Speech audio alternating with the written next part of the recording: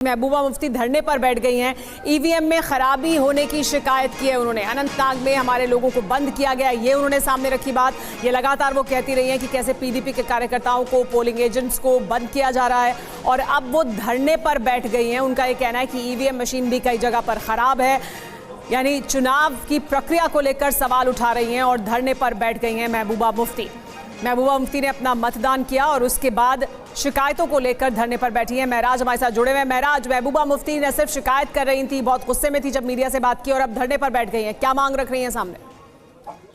बिल्कुल, बता दें आपको कि पहले से ही महबूबा मुफ्ती की यही मांग थी, जो उन्होंने चुनाव जो अपना वोट है उससे कास्ट करने से पहले ही जो बताई थी कि उनके वर्कर्स को जो है डिटेन किया जा रहा है। हालांकि इस सीट की बात करें तो इसमें जो निर्धारित चुनाव था वो 7 मई को होने वाला था, लेकिन मौसम का जो है रीजन बताते हुए ईसीआई ने इसको जो है पोस्टपोन किया था। उस टाइम भी जो है महबूबा मुफ्ती ने कहा था कि एक विशेष पार्टी को जो है लाभ पहुंचाने की कोशिश की जा रही है। तो ये जो सीट है ये पहले से ही विवाद रही है, और वही विवाद जो है आज भी महबूबा मुफ्ती जो है उजागर करने की कोशिश कर रही है। और उनके अनुसार जो उनका आरोप है, वो उनका कहना है कि ईवीएम भी काम नहीं कर रही है, उनके पार्टी वर्कर्स को जो है विभिन्न थानों में बंद करके रखा गया है। तो वो अपना विरोध जो है अपना व्यक्त कर रही है, और इसके चलते जो है वो अपने धरने पर बैठ गई है।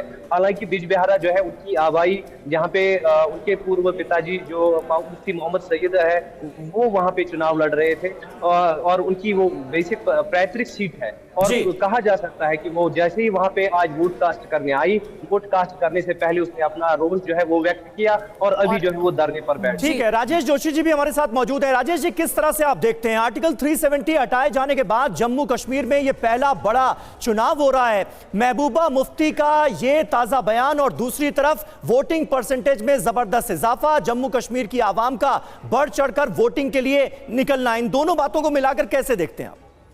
देखिए, जम्मू और कश्मीर की जो पूरी राजनीति है जी, उसने भारत की राजनीति को प्रभावित किया है। और नरेंद्र मोदी ने जो आर्टिकल 370 को ख़त्म किया था या उसको डाइल्यूट किया था, उसके बाद ये पूरे हिंदुस्तान को बताया गया कि अब जम्मू कश्मीर स्वर्ग बन चुका है, वहाँ सब कुछ ठीक हो चुका है, वहाँ के लोग मेन स्ट्रीम में आ चुके हैं।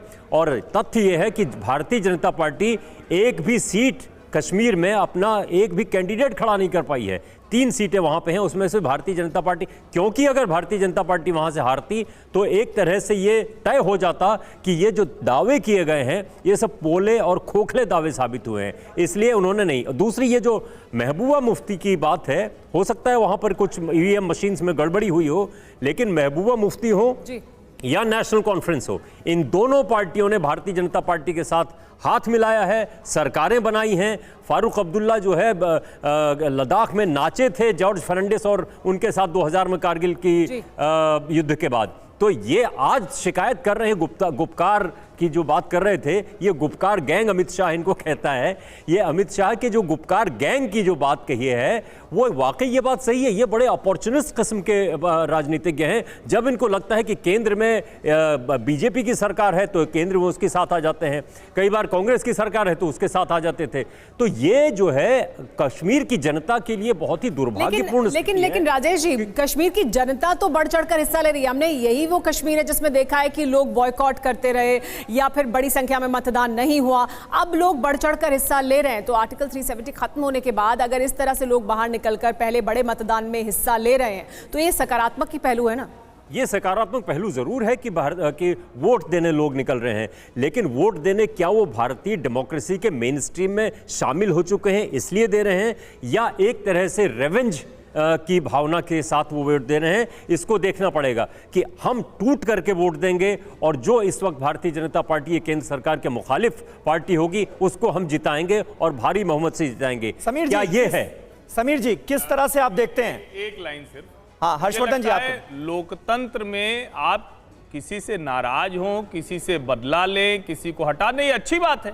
लोकतंत्र में किसी भी तरह से लोग लाइन में लगे, वो किसी के पक्ष में आए तभी लोकतंत्र थोड़ी ना है। उनको अगर नहीं ठीक लगेगा तो किसी पार्टी को हटा देंगे। उसको रिवेंज शब्द नहीं कहना चाहिए, कहना ये चाहिए कि लोकतंत्र जीवंत है, आतंकवादियों की बंदूकों के साए में डरा हुआ नहीं है, सहमा हुआ नहीं है, कुछ परिवारों का बंधक नहीं है, वो अपनी मर्जी से जाकर। यही अपने आप में पॉजिटिव साइन है, यही अपने आप में पॉजिटिव साइन है। और इस बीच कमलजीत सहरावत कुछ कह रही है, वो सुन लेते हैं। विश्वास है कि 7 सीटों को पूरे बहुमत से हम जीतेंगे। आपकी कंपटीशन में इंडिया गठबंधन के महाबल मिश्रा खड़े हुए हैं, जो कि सांसद भी रह चुके हैं। क्या कड़ा कंपटीशन रहने वाला है? क्या चुनौती रहेंगी आपस में?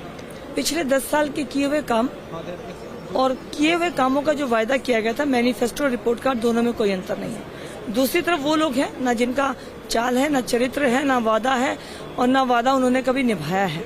तो इस तरह से दोनों जो हमारी पार्टीज हैं, एक गठबंधन नहीं जो भी उसके अंदर है और एक भारतीय जनता पार्टी है, उनके अपने साथी हैं।